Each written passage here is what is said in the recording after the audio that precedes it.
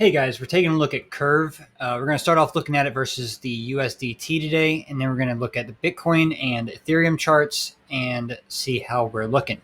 So with Bitcoin kind of sitting on the edge here and likely revisiting this 36, 37 range in the next probably 24 hours, I'm watching Curve for potential buy because I want to be able to grab it if it comes back down to 174, 175-ish. Which is where I kind of think it's going to end up when Bitcoin drops to 37.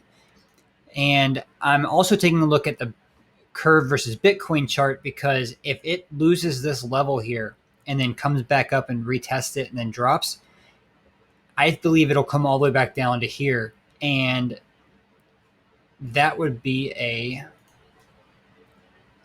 nearly 30% drop against Bitcoin. And so if Bitcoin loses 10% and then this loses 30%, like we could see Curve take a massive dump down to around like $1.20. Now, this would be really aggressive. And what I kind of think is going to happen here is Curve won't lose a lot of strength against Bitcoin right off the bat. It'll probably come down to like here, and this will be the 37-ish for Bitcoin.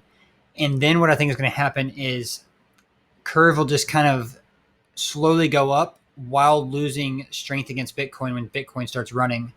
And then once we get down here, I believe is the time to buy Curve. So the way I'm going to look at this is Bitcoin drops to 36, 37. I buy Bitcoin.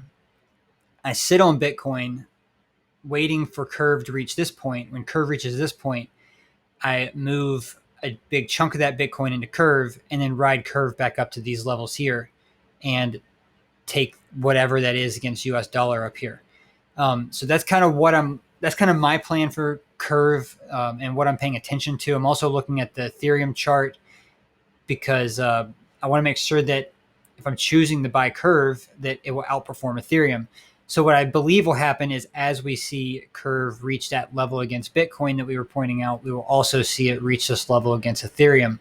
And that will be my trigger. That'll be like my multiple triggers to go ahead and get into Curve. So that's what I'm looking for. That's what I'm watching for. That's kind of how I want to approach Curve. I think Curve is going to go on a massive run once we do reach these levels and hit them. I mean, as you can see in the long term here, like it's kind of just been in this accumulation range against Bitcoin. And I think what we'll see is that when it breaks out, and this is the level, like this is the level. When it breaks out of this level and then rechecks this, it is going to probably go back up here and match at least this point, which would be a huge run, especially if Bitcoin is doubling at the same time. Like this is going to be straight money.